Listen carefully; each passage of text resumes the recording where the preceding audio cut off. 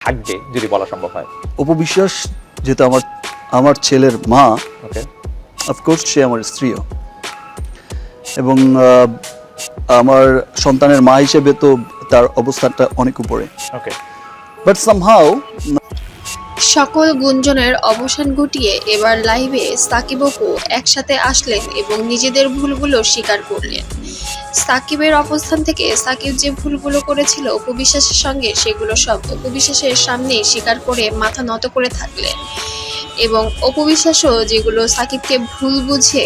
দুই ছেলে তো সবসময় আমার সাথেই আছে, এটা তো আপনারা দেখতেই পাচ্ছেন।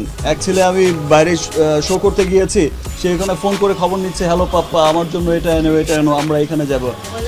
তাদের সংসারে বিচ্ছেদ ঘটেছিল, অপু বিশ্বাসও তার নিজের ভুলগুলো লাইভে এসে স্বীকার করেও মাথা নিচু করেছিলেন সাকিব খানের কাছে। দুজন প্রায় অশ্রুসিক্ত হয়ে পড়েছিল একই মুহূর্তে কথা বলতে বসে। তবে তাদের ভালোবাসা যেন অটুট এক বন্ধন।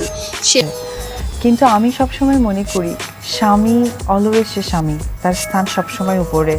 তার জন্য তার চাওয়া পাওয়া এবং তার যে কথাগুলো সব সময় আমি পালন করার চেষ্টা করতাম। কতটুকু পেরেছি বা পাচ্ছি এখন, বাট চেষ্টা করতাম যে ও কি চায় বা ওর ভালোটা কি। ভালোবাসার বন্ধন যেন ভাঙার নয়, সেটা বুবলি আসুক আর অন্য কেউ আসুক, তাদের মাঝখানের যে একটা বন্ডিং থাকে সেটা কেউ কখনো ভাঙতে পারেনি, না আগে না এখন। তবে সন্তানের জন্য তাদের সম্পর্কটা যেন আরো জোরালো হয়ে উঠছে দিন দিন। সাকিব খান চায় জয় বাবা মায়ের আদর্শে বড় হোক এবং বাবা মায়ের ভালোবাসা দুজনই সমপরিমাণে পাক। এই জন্য সে কখনোই অপুর সঙ্গে খারাপ আচরণ করেনি। তবে কিছু সময় কিছু কারণে মানুষের কান ভাঙানিতে এগুলো হয়ে গিয়েছে।